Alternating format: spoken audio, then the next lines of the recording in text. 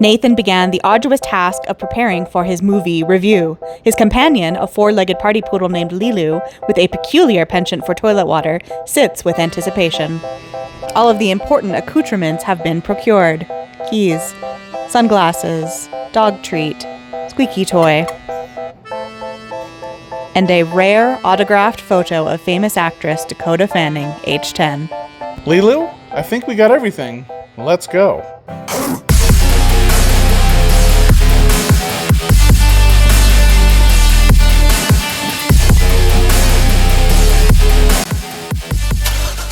I think it's that time again. Buckle up. Let's talk Asteroid City. I am always at a loss for words after watching a Wes Anderson film. I feel this way because Wes Anderson has a film language all to himself. The camera movements, framing, set design are all so Wes Anderson, and I don't think there is another director that has quite the thumbprint or personality that he has with the film language. You know from the first frame that this is one of his films and what you are in store for. For me, his movies are a can't miss event because he is such an original film creator. Lilu, you enjoying that Dakota Fanning autograph? What do I tell you? Always be prepared. I'm glad I brought it. Thinking, always thinking. His last picture, The French Dispatch, is one of my least favorite Wes Anderson films. So I was hopeful to get back on track with this newest release. Asteroid City absolutely surpassed my hopes and emerges as one of my favorite films of his. Don't see anything replacing Fantastic Mr. Fox anytime soon. And I know Isle of Dogs is your favorite, Lilu. So predictable. Come on, Lilu. Asteroid City just might be the most Wes Anderson movie he's ever made, almost verging on being a parody of himself. Do you know what? I love it all. He has an original style, and he should embrace it. All of the things we expect are at work here. His stylistic flair for camera pans, meticulously arranged framing, split screens, dolly shots, the setting, the dialogue, model sets, and stop-motion animation. It is all here, but in Wes Anderson glorious excess. I love it. You know, if you don't like Wes Anderson films, this might not be the movie for you. The Asteroid City itself is definitely one of my favorites in terms of production design. From the retro font and pastel color palette to the flat two-dimensional mountains, I was absolutely in love with this world. All of it looks deliberately staged and has a very nostalgic Americana postcardy feel to it.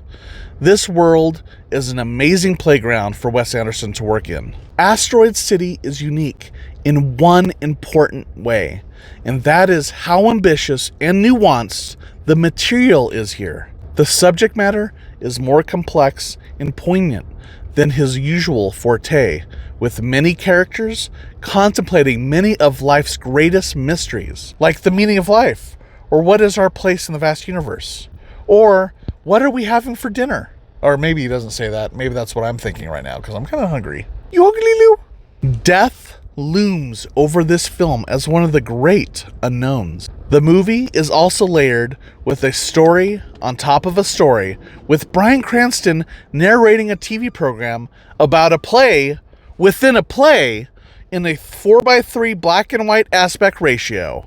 This allows him to flesh out more of the emotional themes and go to places I haven't quite seen in a Wes Anderson film before, yet keeping that unique Anderson deadpan humor. Nesting the story within a story shows a self-awareness, as his style of filmmaking has a rather theater-like quality to it, allowing a commentary on the various ways we tell stories in film and on stage, also allowing him to make a commentary on his own film work. It takes a little time to comprehend everything, but Anderson's maturity and growth are very apparent in this movie, and I think is a proper evolution to his unique film style. I will say that I felt maybe a little overwhelmed at times. His style is so dazzling that I did find myself trying to keep up with some of the dialogue, as a lot of it is shot off with fiery succession. It's fiery, Lilu!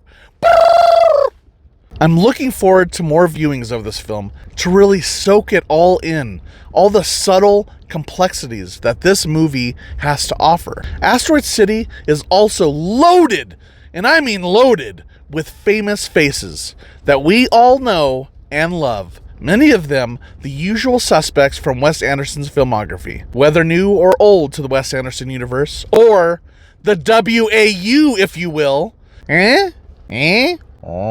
Anderson knows how to direct casts to fit his trademark style, and everyone in this movie is just so enjoyable.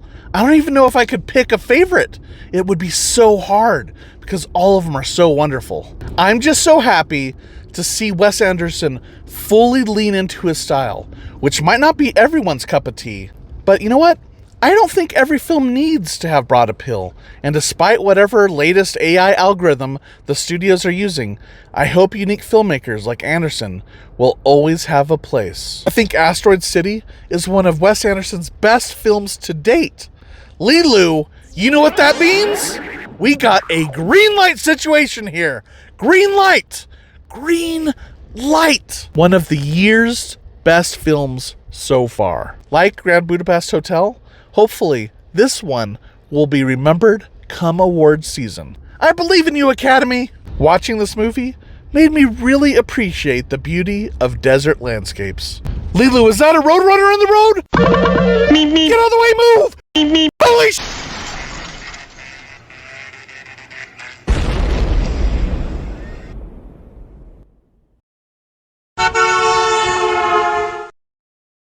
After the unforeseen car crash, Nathan and Lilu required the following remedies: 1 Band-Aid, 3 tablets of ibuprofen, and 1 VHS copy of Who Framed Roger Rabbit.